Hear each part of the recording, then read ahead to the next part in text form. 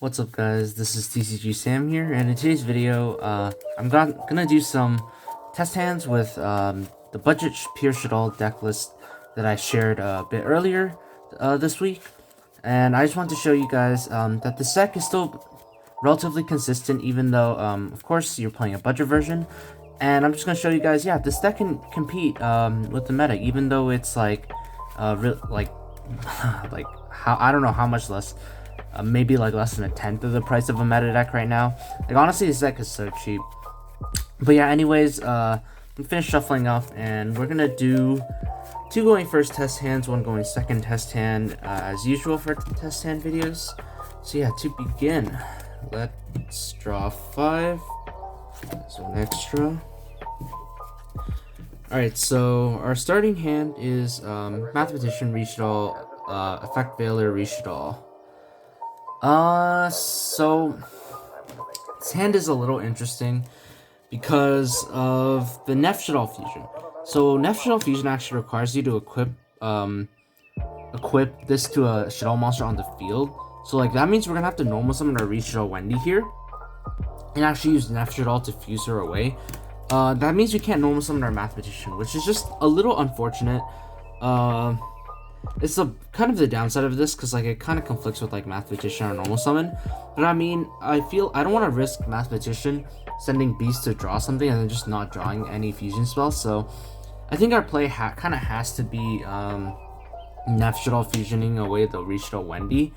Like activate Shaddoll, declare light because we want to make a construct. And like I know it's kind of a nag using 2 Reshaddoll Wendys, but I feel like we kind of have to in this scenario. Put in the extra monster zone, of course, and go chainlink 1 construct, chainlink 2 Wendy to play around Gamma to stick our construct on the board. At this point, Wendy, since we're gonna be most likely dumping Schism off of construct, just I feel like, sorry, I'm gonna be dumping Squamata and then Schism because we need to get a Dark in the Grave. Wendy can probably just summon like a Falco as a to make sure you don't die. Because, like, with this board, like, you're kind of in a precarious position because you're only getting 1 fusion monster no matter what. So, like, I could send El Shaddoll fusion with this, and, like, still it'd be the same thing, Gravity Controller and the Falco. We still need to worry about, like, not dying. So, Falco might be the best bet because, like, Falco can go into Wendy. So that blocks 2 attacks. Wendy summons something else which blocks a 3rd attack, and if that's a Squamata or a Dragon, that kind of essentially nullifies 4 attacks. And at that point, we should not be dying. So I think Falco's the correct move here. Let me know what you would do instead. I think Falco's correct. Obviously, zone placement kind of matters. Resolving the construct. I decide that Schism is the best here because it's gonna give us a play if it doesn't get removed, both on our turn and our opponent's turn, and it just gives us the greatest amount of flexibility because we can summon construct, app clone, or a winda at that point. So I'm gonna send Squamata. Squamata effect is gonna send Schism. And yeah, that's pretty much just gonna do it for our turn after I turn the construct into a gravity controller. Triggering construct adds back Shaddoll Schism, and you just set the Schism. And our opponent's turn, depending on what they want to do, we can Schism. We can either summon a light monster in El Shaddoll construct and then sending like an Eldritch the Golden Lord or something to the graveyard, which I find myself doing a lot in the Eldritch matchup. You could do that. Or if your opponent commits to a special summon, of course you can just banish these 2, summon your winda, so they're kind of locked into that 1 special summon for the turn. Or like you can summon App Clone as well. App Clone can kind of act as another wall because it can't be destroyed by battle. And Gravity Controller is a pretty sticky card too. It's pretty hard to be killed. App Clone negates something permanently, sends a dark monster, and like when it dies, you're able to get pluses off of whatever you add with it too. So that's just really, really good. So yeah, I think that's just gonna do it for the first test hand. Honestly, I wasn't sure if there was much more I could do. I was taking the low variance route and not summoning the Mathematician to hopefully get a beast draw. Like if we drew like a Shaddoll fusion spell off of the beast, like yeah, obviously our board probably would have been a little better, but I just decided to take the safe route.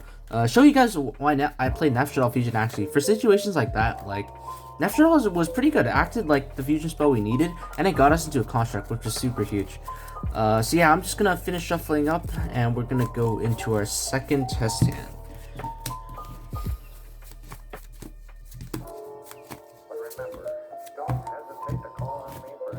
So yeah, all this deck needs is one fusion spell, and you can pretty much get going. But I'm sure you guys already knew that.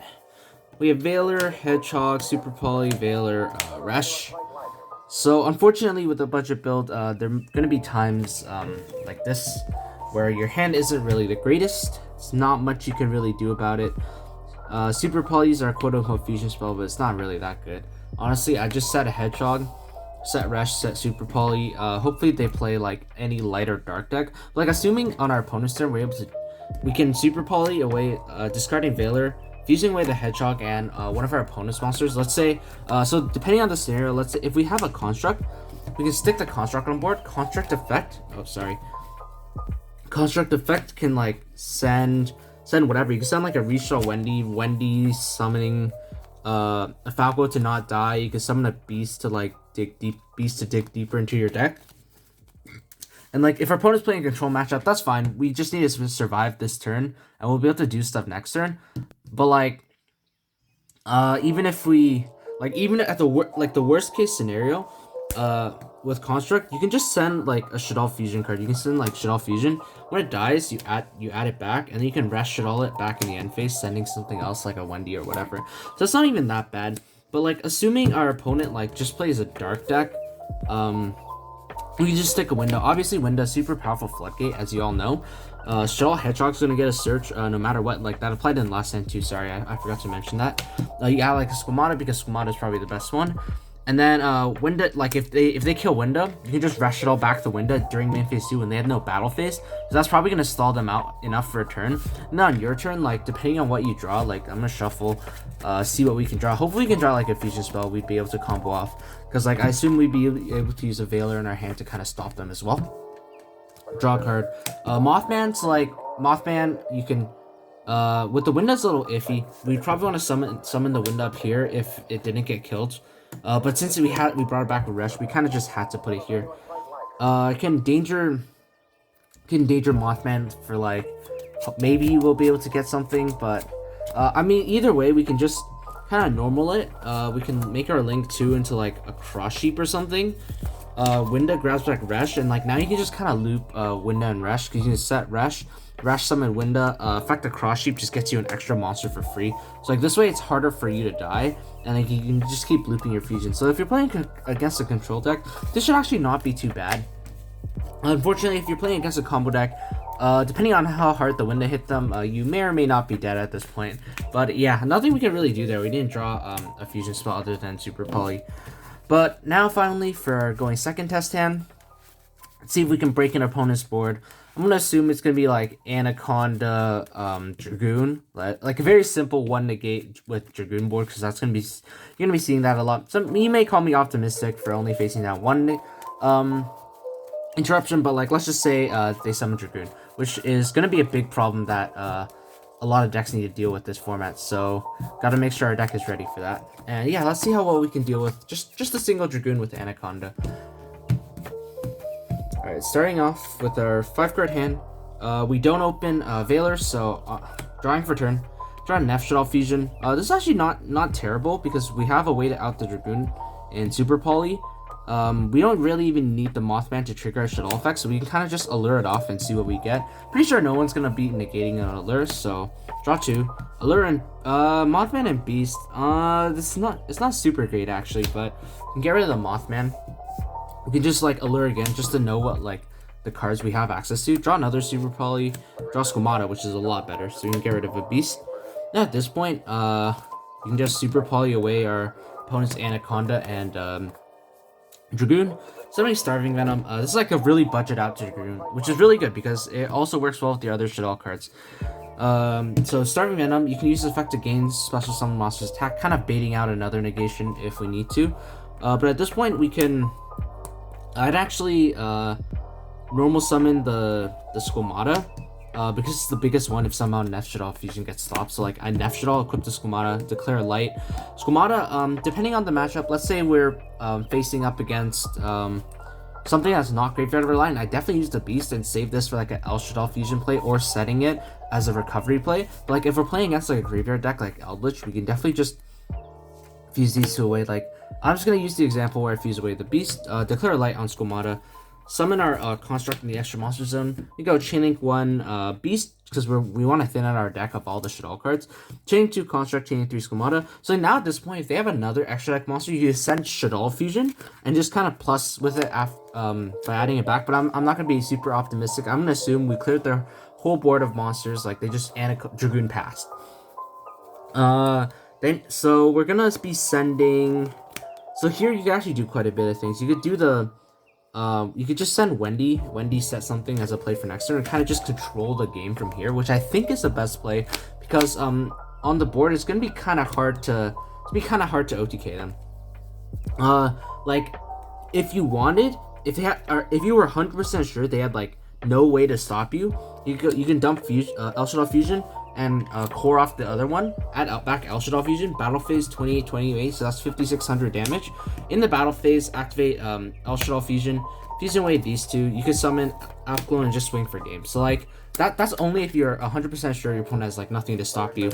It's a little optimistic in my opinion, so I'd really just want to set up for like future turns and kind of just control the game from here.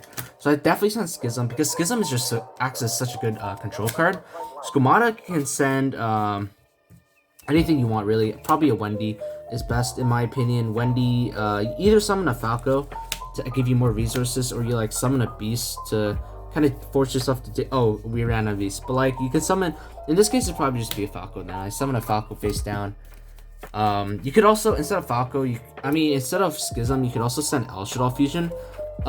Maybe L is a little better, but like honestly, depending on the match, it once again heavily depends on the matchup. I'm gonna just put Schism in this case, but you can definitely send El Shaddoll fusion. Has its merits as well.